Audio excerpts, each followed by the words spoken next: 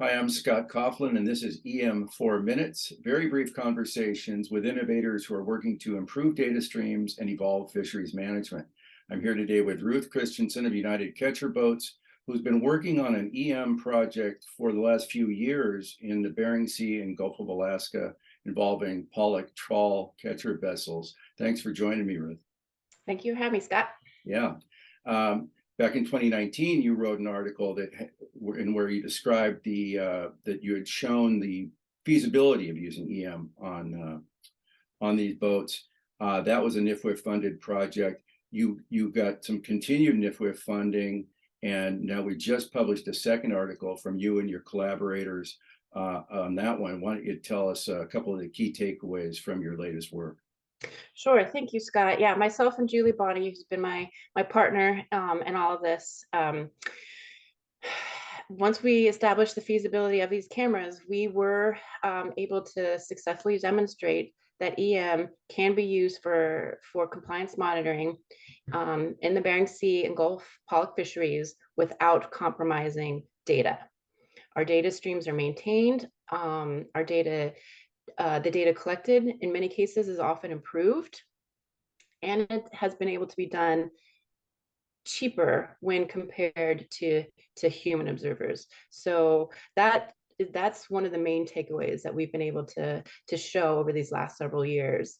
And I will say the other takeaway is the fact that this was not just myself and Julie and vessels and the processors. We wouldn't have been able to do any of this without the National Marine Fisheries Service and the Observer Program and their continued support to developing a successful project program. And our EM service providers, as well as our EM data reviewers. So this was a huge undertaking by a lot of dedicated folks. It's a big fishery. It's the largest food fishery in the world, I believe. And so anytime you're going to try to layer EM onto something like this, that's a big deal. It's complex, involves a lot of people. No, that's remarkable. And I think you did it even more remarkably during COVID. How did that affect things? COVID definitely was unanticipated.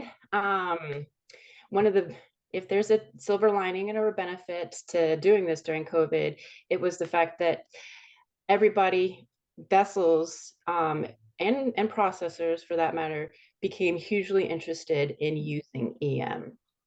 When concerns about minimizing contact and exposure risks and everything that came along with COVID, vessels no longer wanted the risk of a human observer on board. And so the interest in EM grew exponentially during COVID. And we were able to adapt and accommodate a huge chunk of those vessels and continue monitoring without compromising data throughout COVID. So that was huge.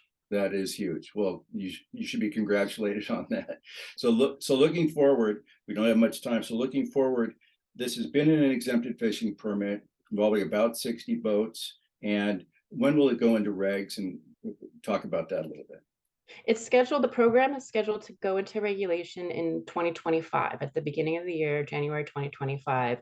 So the exempted fishing permit and all the vessels participating will continue for 2023 and 2024. Okay.